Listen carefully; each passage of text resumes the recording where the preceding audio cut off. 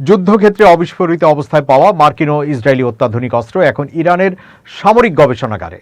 সম্প্রতি ইরানের হরমোজগান প্রদেশ থেকে দেশটির বিপ্লবী গার্ড বাহিনী আইআরজিসি অন্তত 15টি ভারী মার্কিন ক্ষেপণাস্ত্র ও উচ্চ প্রযুক্তির গোলাবারুদ উদ্ধার করেছে। এই ঘটনা আন্তর্জাতিক সামরিক অঙ্গনে নতুন করে আলোচনার জন্ম দিয়েছে এবং ওয়াশিংটনের কপালে চিন্তার ভাঁজ ফেলেছে। উদ্ধারকৃত অস্ত্রের মধ্যে সবচেয়ে উল্লেখযোগ্য হল যুক্তরাষ্ট্রের অত্যন্ত শক্তিশালী GBU-57 বাংকার ব্লাস্টার বোমা। প্রায় 13,000 কেজি ওজনের এই বোমাটি 18 মিটার পুরু কংক্রিট বা প্রায় 200 ফুট মাটি ভেদ করে ভিতরে বিস্ফোরণ ঘটাতে সক্ষম।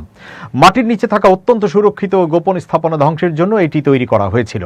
এছাড়াও ইরান টমাহক ক্ষেপণাস্ত্র, AGM-158 ক্ষেপণাস্ত্র এবং অত্যাধুনিক MQ-9 ড্রোনের অংশবিশেষ হাতে পেয়েছে বলে দাবি করেছে। সামরিক বিশ্লেষকদের মতে ইরান এখন এসব অস্ত্রের রিভার্স ইঞ্জিনিয়ারিং বা বিপরীত প্রকৌশল শুরু করেছে। এর মাধ্যমে তারা অস্ত্রের নকশা, প্রযুক্তি এবং অভ্যন্তরীণ কার্যপদ্ধতি বিশ্লেষণ করে নিজস্ব সংস্করণ তৈরির চেষ্টা করবে।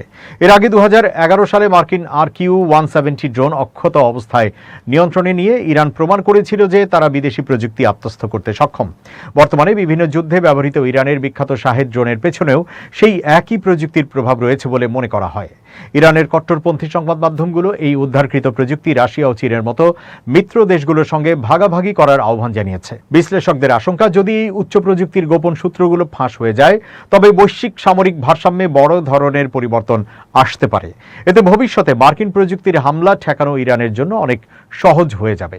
এই পরিস্থিতি যুক্তরাষ্ট্রকে তাদের সামরিক প্রযুক্তি নিরাপত্তা নিয়ে নতুন করে ভাবতে বাধ্য করছে।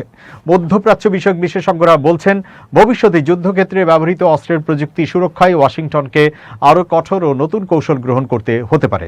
এদিকে ইরানের রাষ্ট্রীয় টেলিভিশনে ইঙ্গিত দেওয়া হয়েছে যে প্রতিপক্ষের এই অস্ত্রগুলোকেই একদিন উন্নত প্রযুক্তিতে রূপান্তর করে তাদের বিরুদ্ধে প্রতিরোধ হিসেবে ব্যবহার করা হবে।